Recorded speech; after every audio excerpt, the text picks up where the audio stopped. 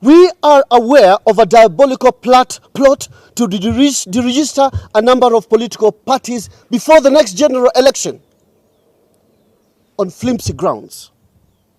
This scheme is in high gear, and the IEBC Commission may be well aware of, or even complicit in it. Maybe this is why they do not want to meet the political parties. After all, maybe why they think, why should they engage with us, and many of us are going to be deregistered. Fellow Kenyans, let us be reminded, multi-party democracy is not to be taken for granted. Multi-party democracy is not a given. It was paid for in full by Kenyan blood. And that's why you have all these political parties in existence. Democracy must be defended by all means. And we, as political parties, shall defend it to the very end.